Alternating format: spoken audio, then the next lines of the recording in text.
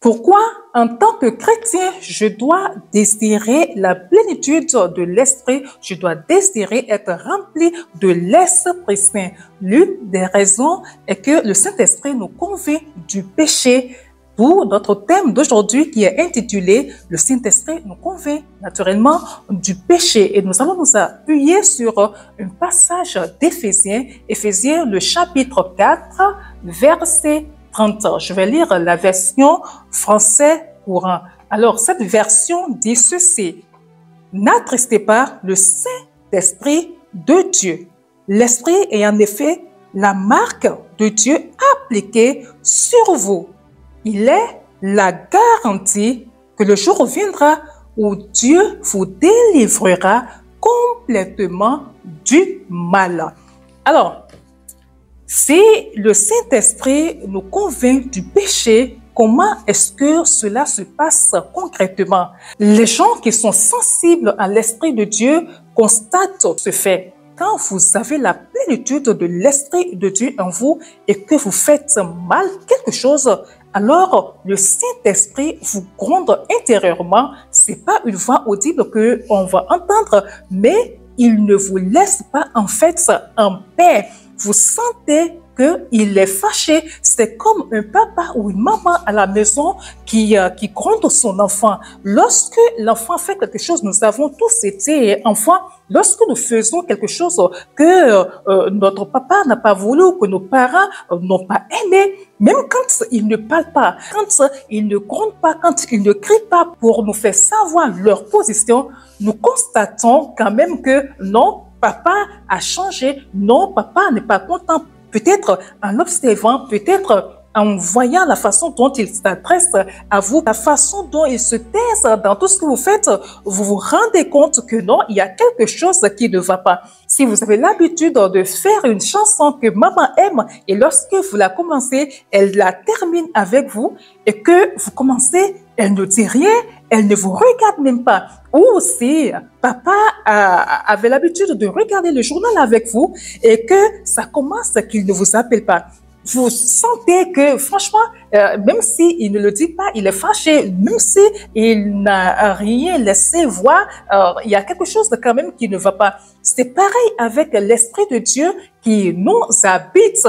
Quand il est attristé, il nous le fait savoir. Plus tard, puis tout à l'heure, j'ai voulu dire un mensonge parce que oui, on n'est pas des super hommes. La chair essaie de tout le temps nous dominer. C'est pour cela que nous devons avoir la parole de Dieu devant nous. Et le Saint-Esprit m'a rappelé que, écoute ma fille, tu viens de dire quelque chose qui n'est pas vrai. Est-ce que tu es obligé de dire à ce monsieur que tu n'as pas eu le temps de lire son message? Tu l'as lu, juste que tu n'es pas prête, tu ne sais pas encore quoi répondre. Alors, laisse-le savoir que tu l'as lu, qu'il sache que tu n'as pas répondu de sitôt pour des raisons que toi seul, tu sais, que tu connais. Ce serait mieux que de chercher, que de vouloir lui faire savoir que tu n'as pas vite lu, que si et que ça, ce n'est pas bien. Il a fallu que j'entende. J'ai ouvert mon cœur et j'ai écouté, j'ai laissé tomber et je suis allée pour la vérité. Lorsqu'il vient comme ça vous titiller, ce qui se passe le plus souvent, ce qui fait que beaucoup, la majorité des chrétiens ne l'entendent pas est ceci.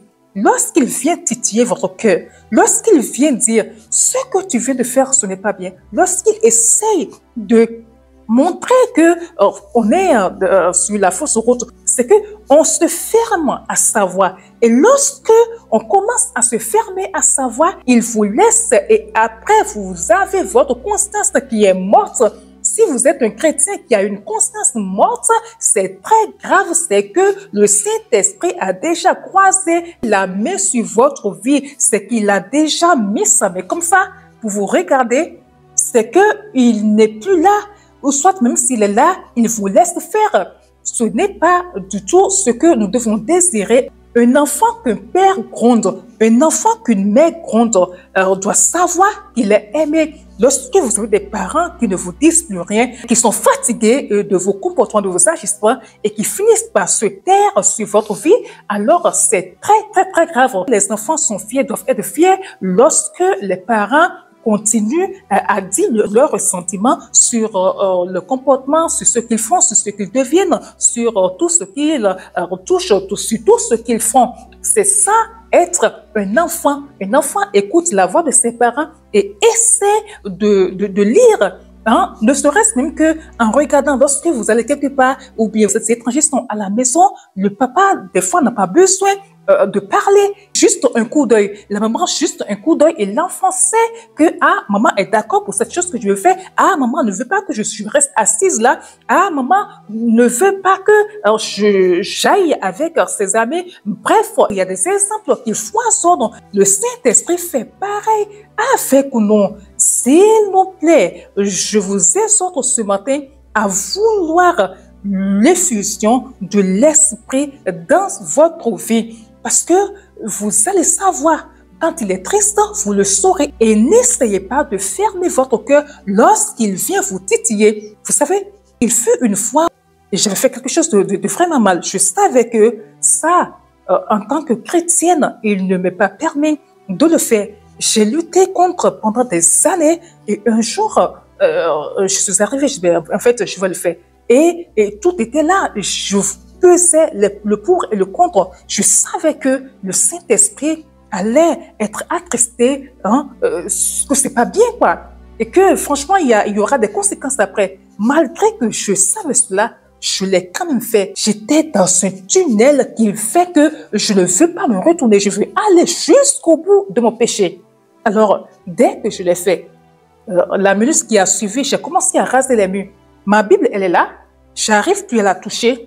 En fait, je me sentais tellement sale que j'avais pas eu le courage de m'approcher. J'avais pas eu le courage de m'agenouiller. Je ne pouvais même pas prononcer le nom Saint-Esprit. Je ne pouvais pas ouvrir ma bouche et le prononcer. Je ne pouvais pas dire papa, dire Jésus. C'était tellement pénible. Je rentre dans ma chambre, dans mon lieu de prière et en tout cas, je fus tout. C'est comme un enfant qui fut son papa, quoi. C'était littéralement cela.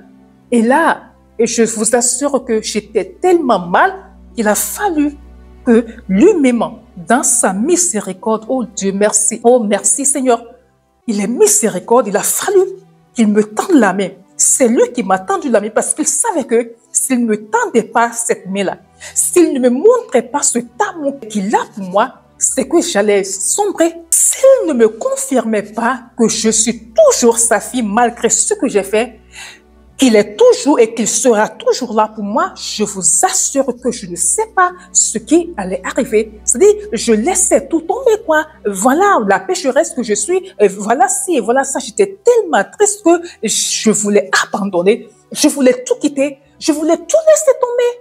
Il est venu à moi pour me repêcher. Je vivais pour le Saint-Esprit. Je continue à vivre, mais c'est pour dire que dans le cas, c'était déjà comme ça, quoi. Je faisais tout pour le plaire. Je savais ce que la parole dit par rapport à ce que je voulais faire, mais je l'ai fait. J'étais tellement triste. J'ai demandé pardon. Et pour ça, il faut avoir la plénitude, il faut qu'il vous remplisse. C'est pourquoi je ne vais jamais arrêter de le dire, je le dirai encore et encore qu'un chrétien doit désirer non seulement être baptisé de l'Esprit, mais être rempli. La plénitude rend sensible. Regardez ce qui se passe aujourd'hui sur le réseau TikTok, où un enfant, un enfant se lève, organise, je sais pas, je sais pas si c'est un concours, je sais pas, mais où les femmes vont twerker, on dit, vont montrer, on appelle cela que lolo.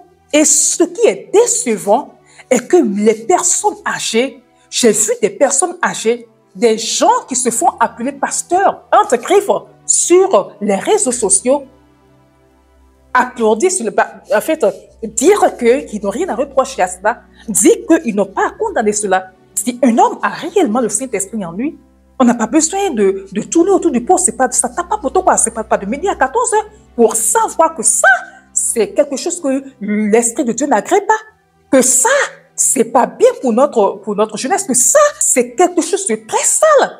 Les femmes viennent montrer leur cul, leur derrière. Il y a 70 000 personnes écoutées. Et après, 170 000 personnes et on applaudit. De grandes personnes applaudissent.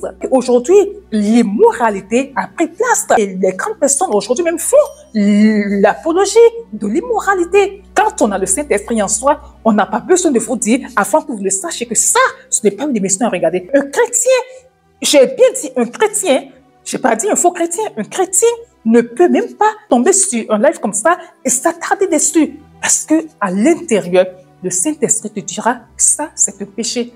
Tu tombes dessus, tu swipes rapidement. Voilà, donc le Saint-Esprit nous convainc du péché. Voilà ce que littéralement cela veut dire. Si vous faites des choses et que vous sentez que le Saint-Esprit vous compte que vous n'êtes pas en paix, soyez heureux. Ça voudra dire que vous avez encore votre conscience en vie. Mais lorsque vous ne ressentez plus rien, alors c'est très grave, c'est dangereux. Là, vous êtes déjà mort et votre mort spirituelle vous conduira à la mort physique, à la mort éternelle. Allez, on s'arrête ici aujourd'hui. Je souhaite pour chacun et chacune des chrétiens d'être remplis du Saint-Esprit afin de bénéficier de ses bienfaits. Allez, on s'arrête ici. Agréable semaine à vous. Shalom!